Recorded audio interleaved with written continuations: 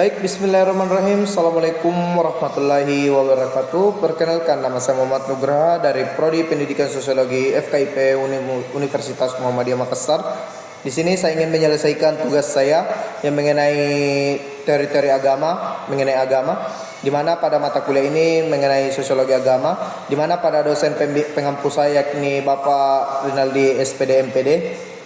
Nah, langsung saja yang saya jelaskan mengenai book chapter saya. Yang pertama itu adalah studi tentang agama merupakan bidang interdisipliner yang kaya akan kompleks, menarik perhatian para ahli di berbagai disiplin ilmu termasuk sosiologi, antropologi, psikologi, dan sejarah. Nah, berbagai teori telah dikemukakan oleh menjelaskan fenomena agama masing-masing menawarkan beberapa perspektif yang unik, seringkali saling melengkapi atau bahkan saling bertentangan. Nah, tidak ada satupun itu teori pun yang memberikan penjelasan yang lengkap atau memuaskan tentang semua aspek agama. Namun kita dapat mengingat bahwa banyaknya keragaman praktik dan kepercayaan keagamaan di seluruh dunia dan di sepanjang sejarah.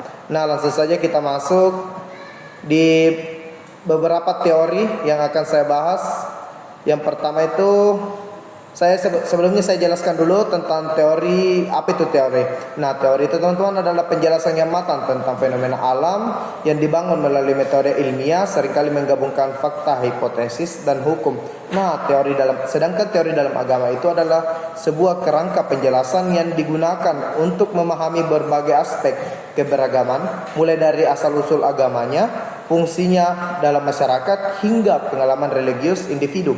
Nah, teori-teori ini membantu kita untuk menganalisis dan menginterpretasikan berbagai fenomena keagamaan serta memperluas pemahaman tentang agama yang secara komprehensif. Nah, sebelum itu berbagai teori yang berusaha menjelaskan agama, namun tidak ada satupun yang mencangkup aspeknya di sini. Nah, saya mengambil beberapa teori ini untuk menekankan fungsi sosial agama seperti memperkuat ikatan masyarakat dan menyediakan kerangka moral, atau saya bisa sebutkan sebagai fungsionalisme. Nah, ada juga yang melihat agama seperti alat yang digunakan kelompok untuk berkuasa atau bias kita katakan untuk mempertahankan kekuasaan dan menindas, atau biasa kita dengar itu sebagai konflik. Ada pula teori yang berfokus pada bagaimana individu memperlegitimasikan dan berbagai makna pada agama, yakni interaktif.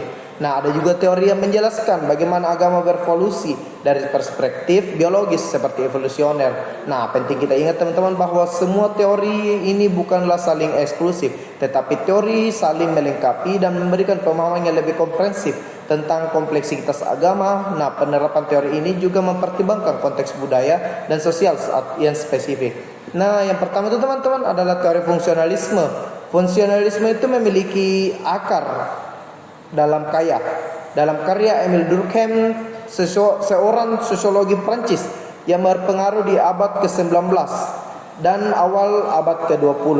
Nah, karyanya ini teman-teman memiliki monumental atau biasa kita dengar seperti The Elementary Form Religious Life, atau artinya itu bentuk-bentuk dasar kehidupan keagamaan. Nah, di mana pada Durkheim ini menganalisis agama bukan seperti sistem kepercayaan yang benar dan salah, melainkan sebagai fenomena sosial yang menciptakan solidaritas dan integrasi sosial.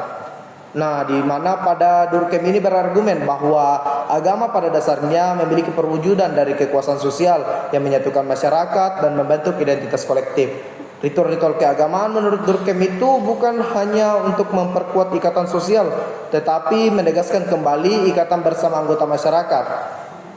Konsep ini biasa kita dengar sebagai sacred atau biasa suci atau profane atau duniawi, menjadi pusat analisisnya, di mana pemisahan ini dan ritualisis keduanya memperkuat struktur sosial. Nah, selanjutnya kita melangkah ke teori konflik.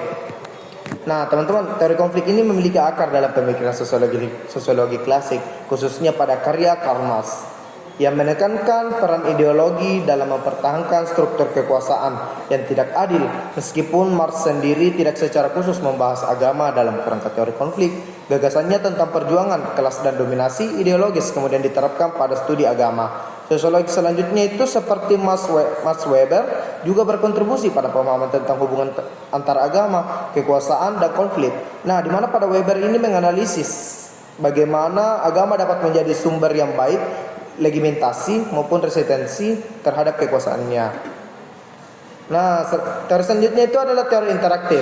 Nah, teori interaktif ini mengenai agama menekankan interaksi dinamis antara agama dan konteks sosial, budaya, dan politiknya. Berbeda dengan pendekatan teori interaktif yang melihat dari berbagai agama sebagai sesuatu yang senantiasa berubah dan berpengaruh oleh lingkungannya dan sebaliknya. Agama juga mempengaruhi lingkungan tersebut. Tapi dapat kita ketahui bahwa tidak ada satu definisi tunggal atau teori interaktif kali ini karena pendekatan ini mencangkup berbagai perspektif. Namun ada beberapa tema utama yang muncul secara konsisten. Yang pertama itu agama sebagai konstruksi sosial. Yang kedua itu adalah interaksi antar agama dan konteks. Yang ketiga adalah perubahan dan adaptasi agama. Dan yang terakhir adalah peran individu antar kelompok. Nah, kita masuk ke teori terakhir ya teman-teman. Yang keempat itu teori evolusioner. Nah, mengenai agama mencoba menjelaskan bagaimana kepercayaan dan praktik keagamaan muncul dan bertahan dalam sejarah manusia menggunakan kerangka kerja seleksi, alam, dan evolusi. Tidak ada satupun teori teman-teman yang evolusioner tentang agama, melainkan beberapa pendekatan yang saling melengkapi dan terkadang bertentangan. Namun semua pendekatan ini menekankan peran adaptasi dan seleksi alam dalam membentuk kepercayaan praktik keagamaan. Penelitian awal tentang evolusi agama itu seringkali berfokus pada aspek-aspek fungsional agama, yaitu bagaimana agama memberikan keuntungan adaptif, bagaimana individu dan setiap kelompok. Penelitian ini terinspirasi oleh karya Charles Darwin dan para ilmuwan selanjutnya yang meneliti seleksi alam. Baik teman-teman, itu saja penjelasan mengenai teori-teori agama dari saya. Saya atas nama Muhammad Nugraha pamit undur diri. Bila fisabilillah, astagfirullahaladzim. Assalamualaikum warahmatullahi wabarakatuh.